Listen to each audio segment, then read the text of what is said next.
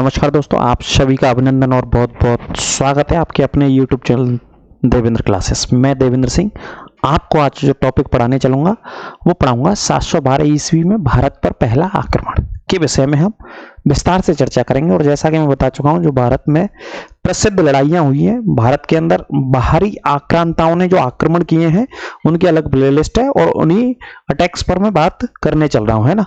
उन्हीं आक्रमणों पर मैं बात करने चल रहा हूं और आपको पढ़ा रहा हूं, ठीक है। तो जो आज का हमारा टॉपिक रहेगा मेरे भाई, 712 में भारत पर पहला आक्रमण किया गया था। थोड़ा सा मैं ब्रीफ कर दूं, सुन लीजिए आप, आपके समझ में आ जाएगा। कहानी के आधार पर मेरे भाई ज्यादा समझ में आता है ना।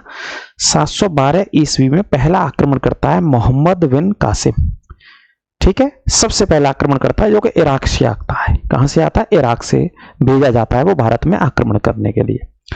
घटना कुछ ऐसे शुरू होती है, मैं आपको बताऊं। 708 ईस्वी की कहानी है। जो बात है कौन सी वर्ष की? वो वर्ष की बात है मेरे भाई 708 की। 708 ईस्वी की बात है। 708 ईस्वी में दमिश्क मतलब सीरिया की राजधानी है इस समय वर्तमान में। दमिश्क का राजा था जिसका नाम था खलीद। ये दमिश्क का कौन था? राजा था। सुनिएगा ध्यान से, बहुत अच्छे से समझ में आएगा कि आक्रमण कैसे हुआ भारत में। 708 ईस्वी की बात है।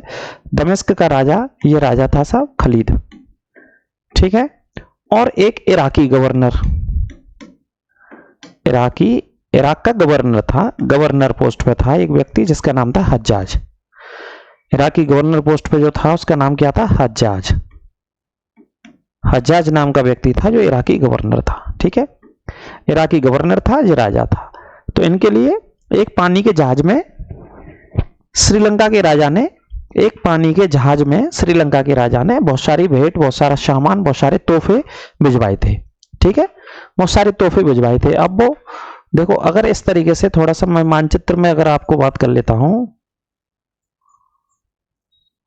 तो इस तरीके से अगर हम देखें तो जो भारत का मानचित्र हो गया, दक्षिण भारत का, ठीक है। कहां का मानचित्र हो गया? दक्षिण भारत का मानचित्र हो गया। ये दक्षिण भारत का मानचित्र हो गया। तो जो मैं आपको समझाने की कोशिश कर रहा हूं कि देखिए, ये वाला हिस्सा यहाँ पे क्या है? श्रीलंका। भारत के दक्षिण में तमिलनाडु के नीचे कौन सा देश है? श्रीलंका है। श्रीलंका है यहाँ पे। श्रीलंका का पुराना नाम जो जहां पर इस समय इतिहास में है वो है सिंहल। ये श्रीलंका का पुराना नाम था। तो सिंहल का राजा यहां से, हिंद महासागर है यहाँ पर, हिंद महासागर से इस तरीके से एक पानी के जहाज में क्या भिजवा था? तोहफे भिजवा रहा था। कहां के लिए? इराक के लिए। इस तरीके से आता वो अरब सागर से होकर के पानी का जहाज, वो पानी का जहाज श्रीलंका से चल करके अरब सागर से होते हुए कहां पे पहुंचना था उसको? इराक पहुंचना था। इराक पहुंचना था वो पानी के जहाज को, ठीक है। अब यहीं पर जब गुजरात के हिस्से में आए, कौन सा राज्य है हमारा, कौन सा इलाका है? जो गुजरात वाला हिस्सा है, गुजरात वाला हिस्सा है। गुजरात से पहले इस हिस्से में और कौन सा प्रांत है? सिंध प्रांत, जो कि इस समय पाकिस्तान में है। यहां पर एक और प्रांत में लिख देता हूं आपके लिए, कौन सा प्रांत है? सिंध प्रांत। जैसे सिंध गुजरात वाले हिस्से में पानी का जहाज यहां आया अरब सागर में, कौन सा सागर है मेरे भाई? अरब सागर है। कौन सा सागर है? अरब सागर। तो जो पानी का जहाज आया, क्या आ रहा है यहां से? पानी का जहाज, ठीक है। और पानी के जहाज में बहुत सारा सामान है जो श्रीलंका का राजा कहां भिजवा रहा है? इराक के राजा के लिए। और इराक, दमिश्क का राजा कौन था? खलीद। इसके लिए पानी के जहाज में बहुत सारा तोहफे और सामान आ रहे थे कि सब वेट भिजवा रहा था। अब पानी का जहाज जा रहा था। ये 708-709 ईस्वी के आसपास की घटना है। अब पानी के जहाज को यहाँ पे लूट लिया। कुछ जनजातियां रहती थी इस इलाके में, सिंध वाले हिस्से में, सिंध वाले हिस्से में कुछ जनजातियां रहती थी। उन्होंने क्या किया? लूट लिया सब ये पानी का जहाज। इसमें क्या जा रहे थे? बहुत सारे तोहफे जा रहे थे, बहुत सारे तोहफे जा रहे थे। तो इस पानी के जहाज को लूट लिया। अब इस पानी के जहाज को लूट लिया साहब, लूट लिया। तो यहां सूचना हुई इराक के राजा को, दमिश्क के राजा खलीद, और जो इराकी गवर्नर था हज्जाज, ऐसे पता चला। इसने सब संपर्क किया सिंध के राजा से। और उस समय जो सिंध का राजा कौन था? वो दाहिर था। सिंध का राजा कौन था? दाहिर। दाहिर से संपर्क किया सिंध के राजा दाहिर से कि भाई हमारा एक पानी का जहाज लूट लिया है आपके वहां लोगों के द्वारा, आप उन पर कार्रवाई करो और उसे वापस दिलवाओ। तो उस समय का जो सिंध का राजा था दाहिर, एक ब्राह्मण था। ब्राह्मणों की संख्या ज्यादा थी यहाँ पे। ब्राह्मण और बुद्धिज्म को मानने वाले लोग ज्यादा रहते थे। कहां पे रहते थे उस समय? सिंध में, पश्चिमी भारत में, है ना। बुद्धिज्म और ब्राह्मण सबसे ज्यादा यहाँ पे रहते थे, ठीक है, सिंध प्रांत में रहते थे। तो दाहिर ने कहा कि भाई जिन जनजातियों ने जो आपका जहाज लूटा है उन पर मेरा कोई आधिपत्य नहीं है, कोई अधिकार नहीं है, ना मैं उनके ऊपर शासन करता हूं, आप स्वयं देख लीजिए, है ना। तो इन्होंने हाथ खड़े कर दिए। तो इस इलाके में कुछ जनजातियां भी रहती थी, है ना, उनके नाम मैं आपको बताऊंगा। उन्हीं जनजातियों के द्वारा पानी के जहाज को लूटा गया था जो कि इराक जाने वाला था, ठीक है। तो फिर इन्होंने क्या किया, जब दाहिर ने कह दिया कि मैं कुछ नहीं कर सकता इसमें, तो फिर इन्होंने अभियान भेजे यहां पर आक्रमण के लिए। कौन भेजता है अभियान? खलीद, वहां का राजा, दमिश्क का राजा, यानी कि इराकी गवर्नर हज्जाज, दोनों लोग मिलकर के, ये दोनों लोग मिलकर के क्या भेजते हैं? अभियान भेजते हैं। यहां सिंध पर आक्रमण के लिए अभियान भेजते हैं कि भाई अब हमारा पानी का जहाज लूटा है, राजा ने भी मना कर दिया, सिंध के राजा दाहिर ने, तो कुछ ना कुछ तो इंतजाम करना पड़ेगा। तो ये इंतजाम करने लग गए, अब ये अभियान भेजते हैं। तो सबसे पहला अभियान इन्होंने, इस कहानी को आप समझ पाए होंगे, सबसे पहला अभियान इन्होंने 711 में भेजा। ये 712 में तो भी पढ़ेंगे हम। सबसे पहला अभियान इन्होंने 711 में भेजा। कब भेजते हैं ये सबसे पहला अभियान? 711 में। ये 708 आप समझ गए होंगे, इसे लिख लेना, ये पूरी स्टोरी है जो मैंने आपको बताने की कोशिश करी, उम्मीद करता हूं समझ पाए होंगे। अब देखिए अगले पेज पे चलते हैं। तो पहला अभियान सिंध पर आक्रमण का, पहला अभियान नोट करके लिखना, पहला अभियान 711 में किसके नेतृत्व में भेजा? 711 में किसके नेतृत्व में? अब्दुल्ला, एक व्यक्ति था अब्दुल्ला, अबूदुल्ला करके नाम है उसका।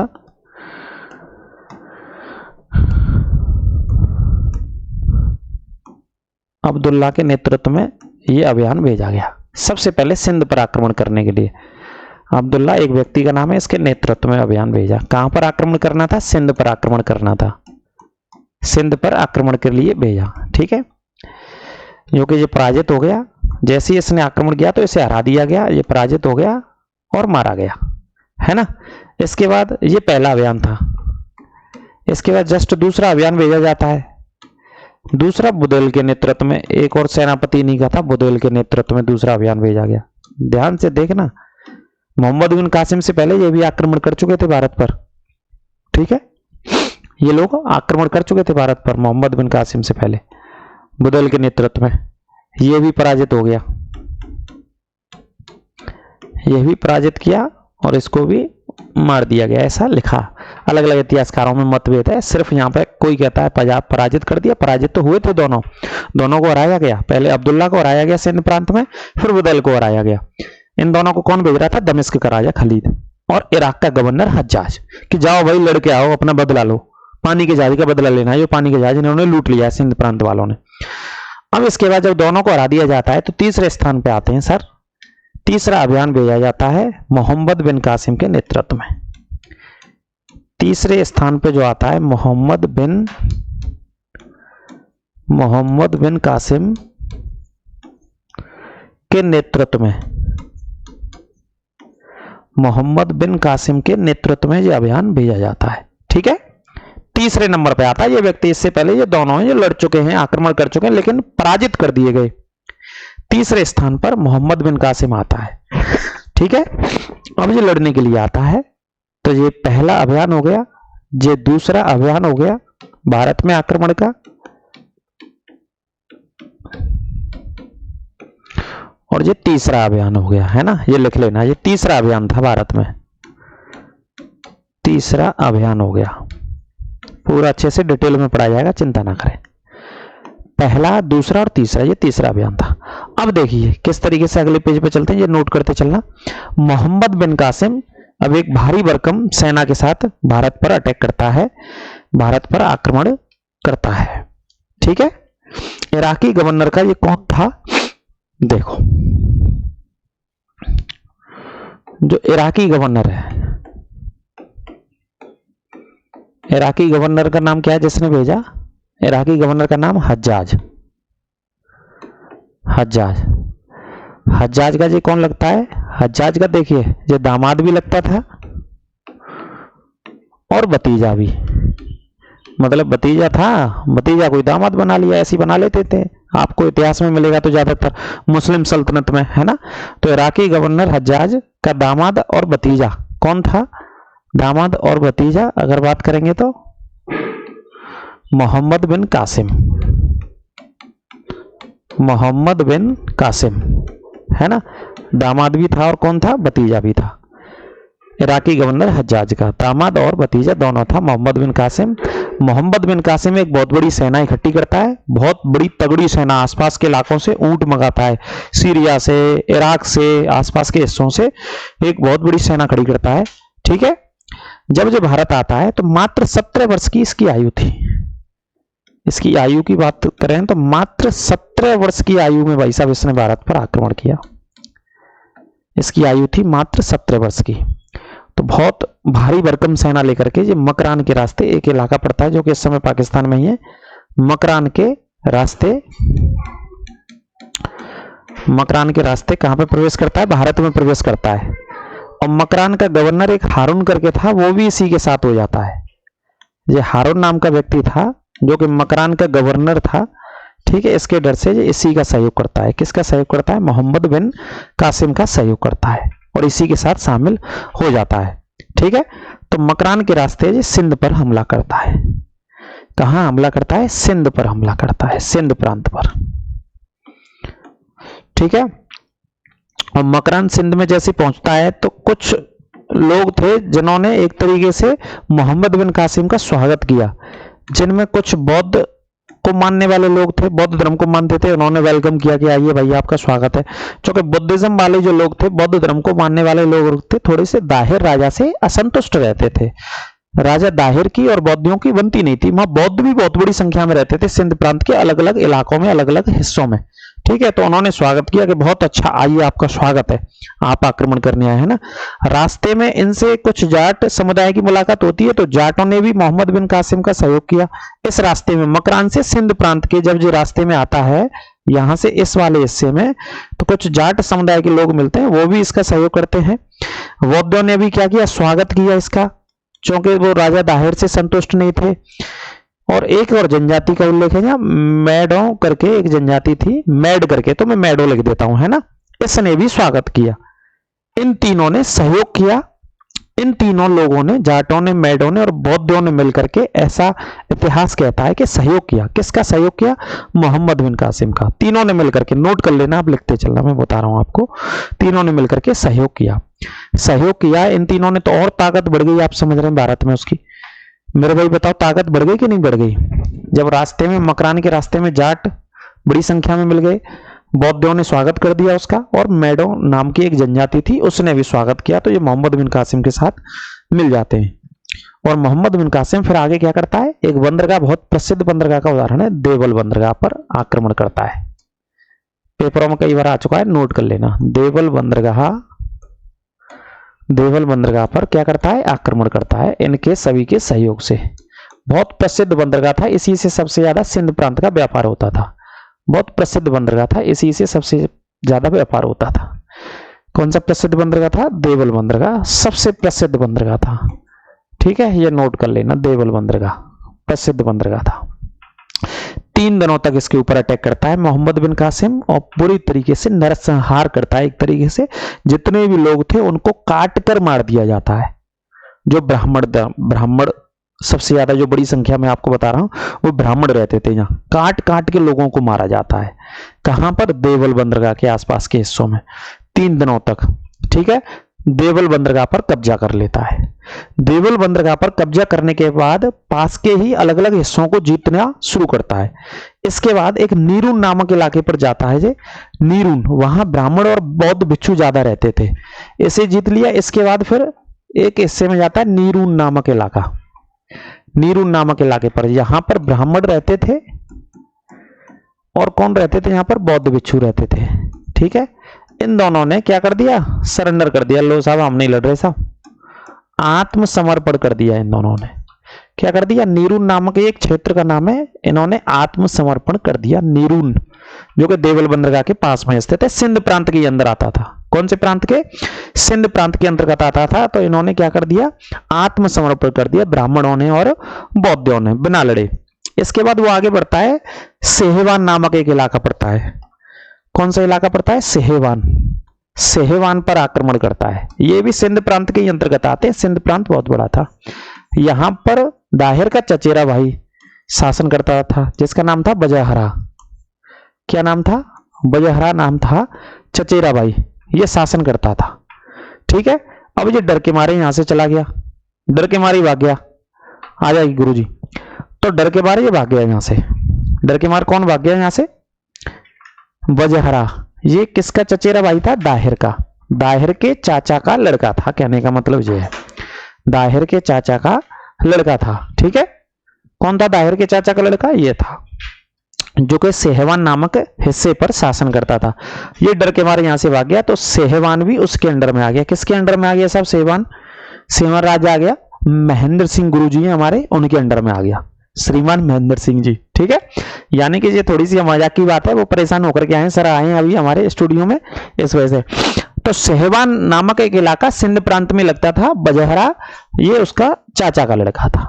2-3 बार बता दिया मैंने, नोट कर लेना। ये डिटेल में मैं आपको बता रहा हूं, जो अच्छी परीक्षाओं में काम आएगा किसी भी लेवल की। ये भी आत्मसमर्पण कर देता है। फिर यहां से आकर, यहां से आगे सिंधु नदी पर ये क्या करता है? सिंधु नदी पर नावों के पुल बनवाता है।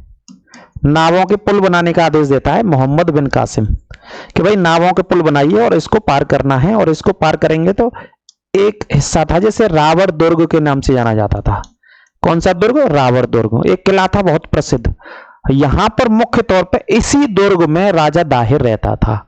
इसी दुर्ग में राजा दाहिर रहता था, जो कि एक ब्राह्मणवादी राजा था गुरुजी।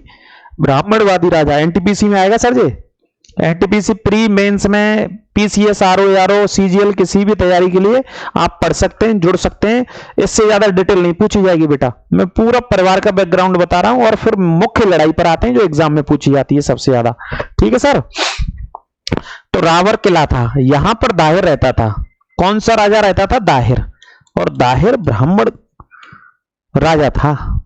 तो ये कहते नहीं, बहुत सारे, जैसे मैंने अभी एक वीडियो बना करके डाली है कि अजमेर शरीफ से पहले क्या वहां मंदिर था, तो उस वीडियो पे बहुत सारे कमेंट आ रखे हैं, और बहुत सारे कमेंट मुस्लिम बच्चों के या स्टूडेंट्स में कह सकता हूं, या स्टूडेंट नहीं होंगे तो मुस्लिम लोगों के, तो उन्होंने बड़े बड़े गलत कमेंट किए हैं, है ना।